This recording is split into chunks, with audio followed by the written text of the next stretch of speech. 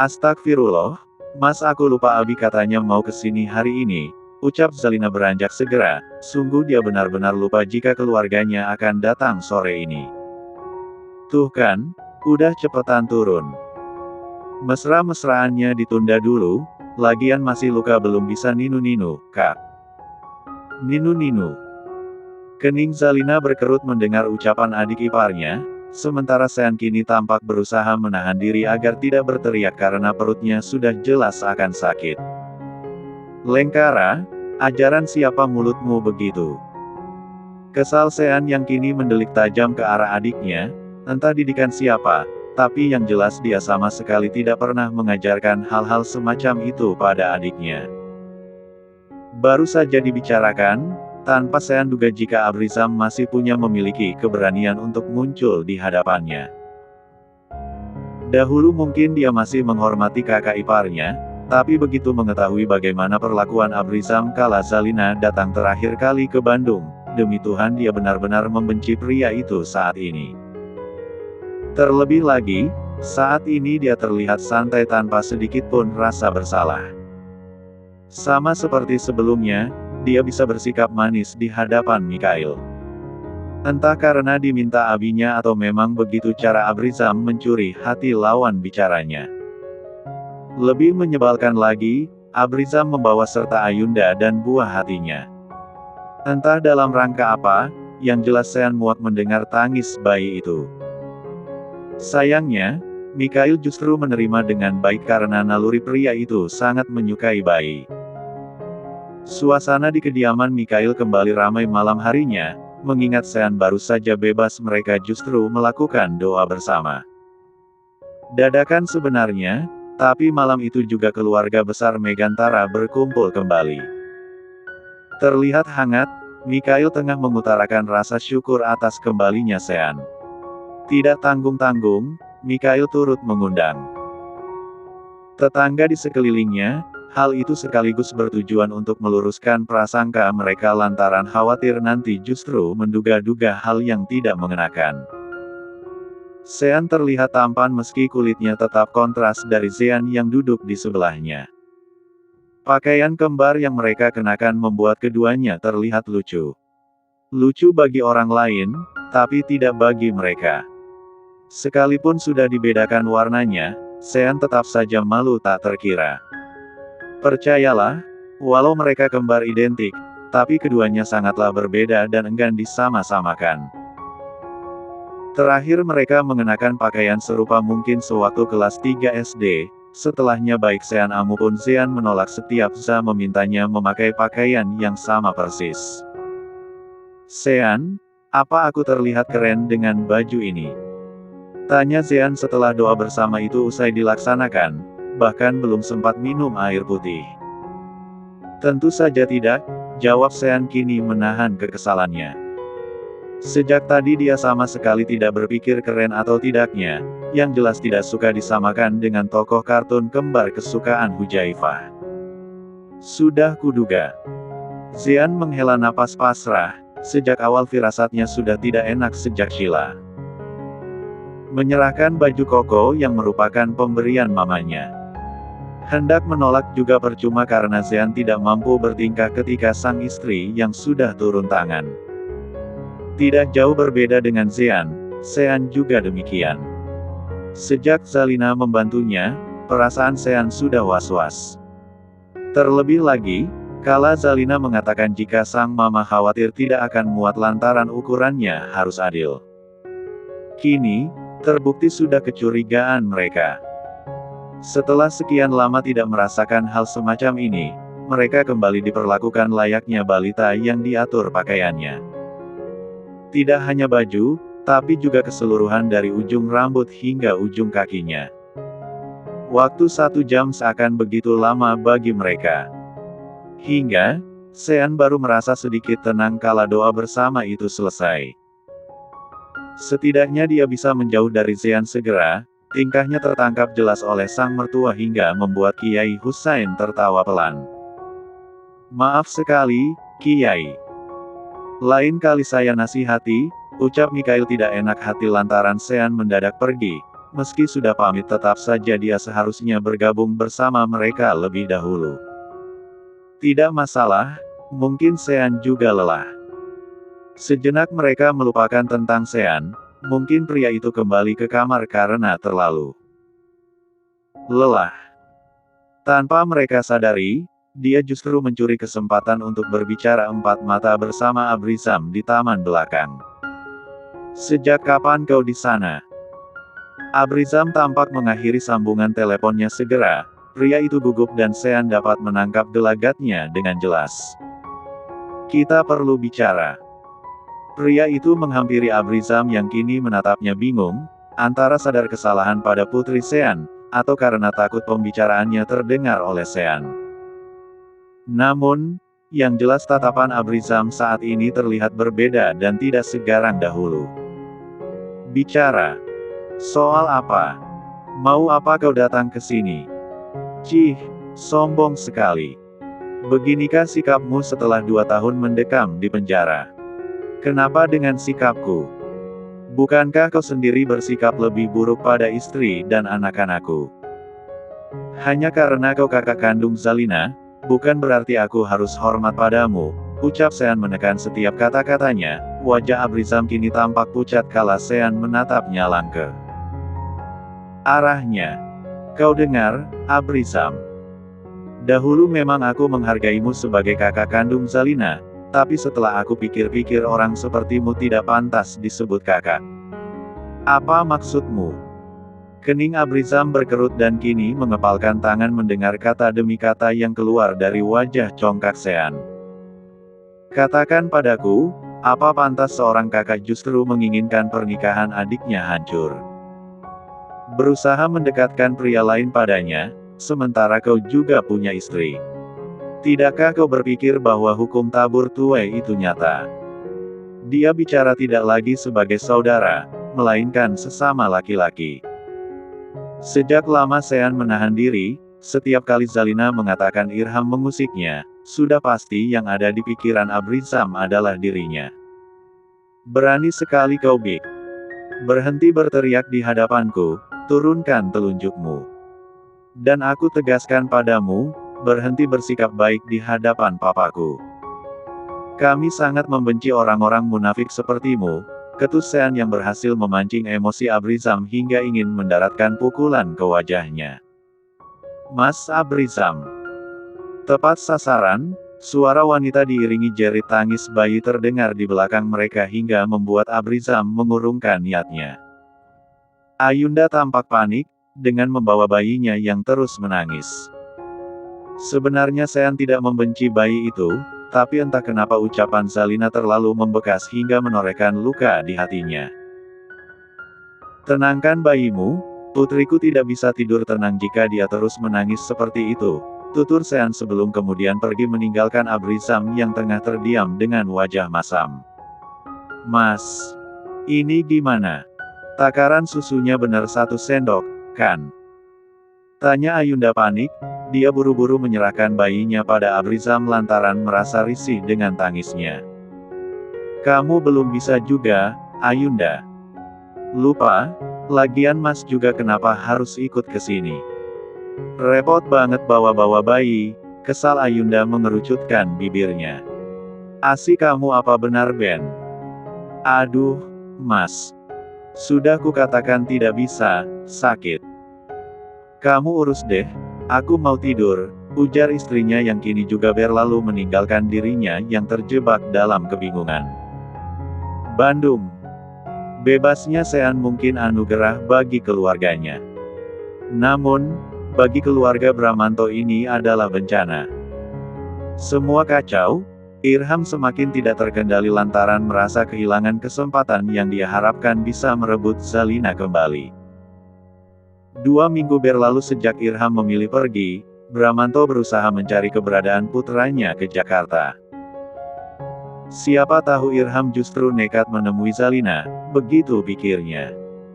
Namun, ke Jakarta hanya buang-buang waktu karena Irham juga tidak ada di sana. Niat hati menemukan putranya, Bramanto justru semakin sakit kepala kala mengetahui anak, putri angkatnya justru lancang ke lapas dengan membawa serta Satria, sang anak. Keputusan itu jelas membuat Bramanto murka hingga meluapkan kemarahannya pada seseorang yang sangat dia sadari sebagai penyebab putranya hancur, Sean. Bagaimana, Pak? Tidak ada. Entah kemana anak itu, anak buah. Papa juga sudah mencarinya, tapi Assalamualaikum. Baru juga Bramanto pulang usai mencari keberadaannya, kini putranya kembali dengan wajah lesu dan rambut acak-acakan di sana. Sudah lebih 2 tahun, tapi keadaannya masih sama jika pulang ke rumah. Dari mana saja kau? Tanpa menjawab salam lebih dulu, pria parubaya itu justru menyambut Irham dengan sebuah tamparan. Begitu banyak waktu yang terbuang hanya untuk mencarinya, kini Irham pulang dengan tas ransel yang berada di punggungnya. Papa, kenapa harus ditampar? Irham baru pulang, tutur wanita itu seakan tidak rela putra semata wayangnya diperlakukan kasar. Mama terlalu memanjakannya. Lihat semakin lama dia semakin kurang ajar. Irham masih diam, bibirnya terlalu malas untuk berucap. Kehilangan Zalina sudah cukup membuatnya lelah, ini adalah alasan Irham benar-benar malas untuk pulang. Kalau ditanya jawab, dari mana saja kau? Kau masih mengejar wanita kampungan itu. Hah? Buka matamu. Wanita itu tidak lebih dari wanita murahan yang mengkhianati calon suaminya beberapa hari CB. Papa diam. Zalina tidak murahan. Kalian berdua yang sengaja membatalkan pernikahanku.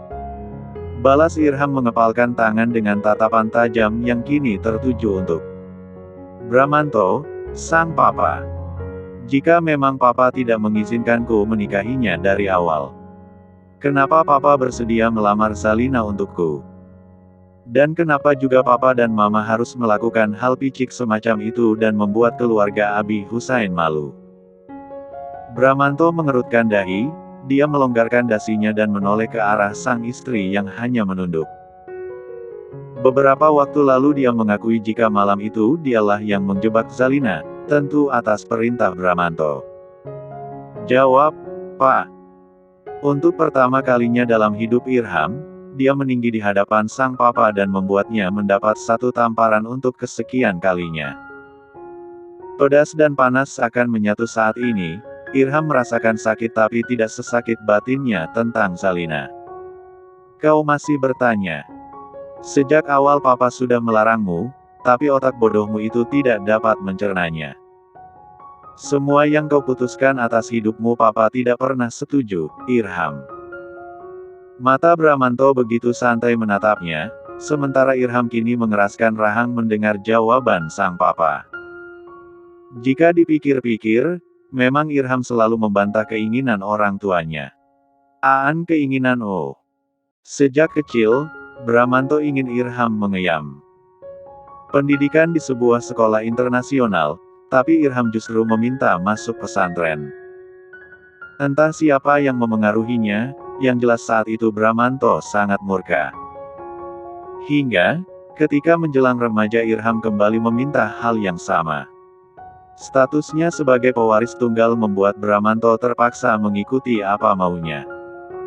Hal itu dia lakukan lantaran khawatir Irham nekat melakukan hal yang bisa saja membahayakan hidupnya andai tidak dikabulkan. Semakin lama, keinginan Irham semakin jauh dari harapan Bramanto sebagai orang tuanya. Susah payah Bramanto membentuknya menjadi seorang pemimpin perusahaan, putranya justru mantap menjadi seorang pengajar. Satu hal yang paling membuat Bramanto murka ialah dia memilih pondok pesantren yang didirikan Kiai Husain. Seorang ulama yang begitu dia benci lantaran mendirikan pondok pesantren di sebuah tanah yang akan dia beli untuk dijadikan tempat hiburan kala itu. Berawal dari sebuah dendam, Bramanto berencana membalas sakit hati setiap kali melewati pondok pesantren nan megah itu. Hingga, ketika Irham meminta agar dijodohkan dengan Zalina, dia menerima tentu saja, tanpa tahu jika niat pria itu hanya ingin nama Kiai Husain menjadi buruk dengan kejadian yang menimpa putrinya. Papa memang tidak memiliki perasaan. Hanya karena dendam, Papa mengorbankan perasaanku. Papa tahu bagaimana gilanya aku kehilangan Salina. Tanya Irham dengan napas yang kini menggebu usai mendengar penjelasan sang papa. Anggap saja hukuman, selama ini Papa selalu menuruti keinginanmu, Irham. Pa, jangan berlebihan, ikuti keinginan Papa jika tidak ingin dihukum lebih keras lagi. Keras, Bramanto menghukumnya sangat-sangat keras. Bahkan, Irham sampai tidak sadar jika apa yang dia jalani selama ini adalah titian hukuman yang direncanakan papanya. Usai mendengar hal itu, Irham berlalu ke kamar sejenak. 2 minggu terakhir dia menghabiskan kesendirian di pondok pesantren Kiai Husain, sedikit lebih tenang walau tetap kacau sebenarnya. Papa memang keterlaluan. Irham anak kita satu-satunya, Pa. Ada Ana, Irham bukan satu-satunya, balas Bramanto yang kini memejamkan matanya. Cih, Ana. Anak pungut itu maksudmu. Bagiku hanya ada Irham, jangan pernah disamakan statusnya seperti Irham. Sampai kapanpun, aku tidak akan pernah menerimanya. Diam. Dia putri kakakku, jadi jaga bicaramu. Bramanto melayangkan tatapan tajam ke arah istrinya. Hahaha kakak. Apa pantas orang sepertimu disebut sebagai adik? Aku khawatir nasibnya justru sama seperti orang tuanya. Yuda. Jelaskan kenapa mobil Papa bisa penyok begini. Tanya Mikhail sembari membuang kulit pisang sembarangan, wajahnya masih tetap seram walau sedang makan pisang. Ah itu. Itu apa? Yuda menggigit bibirnya. Sudah Yuda ingatkan dari awal jangan pakai mobil Mikhail demi menghindari hal yang tidak-tidak. Sebagai seseorang yang mengetahui wataknya, Yuda sudah menduga jika akan mendapat masalah semacam ini. Belum jadi menantu, tapi Yuda sudah kerap kali menghadapi Mikhail yang meledak-ledak dalam menghadapi masalah. Sungguh, sama sekali tidak berubah dan Yuda merasa emosi manusia di rumah ini yang normal hanya Sean. Itu juga harus mendekam di penjara dulu selama 2 tahun. Salahkan Sean Pa, dia yang menyuruhku jadi detektif. Yuda bagaimana dengan informasinya? Yuda melihat Sean lalu mengabaikan Mikhail.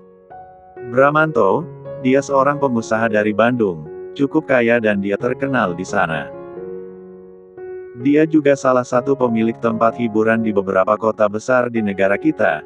Jelas Yuda menyerahkan ponselnya, tidak sia-sia Yuda begadang hanya demi mencari tahu siapa pria itu. Ah kaya juga ternyata, tapi jujur wajah pria ini benar-benar familiar, Yud. Aku merasa pernah bertemu dengannya, ucap Sean bingung sendiri dan begitu yakin jika Bramanto pernah bertemu dengannya. Mungkin saja pernah bertemu di bengkel atau lainnya sewaktu kau masih di Bandung.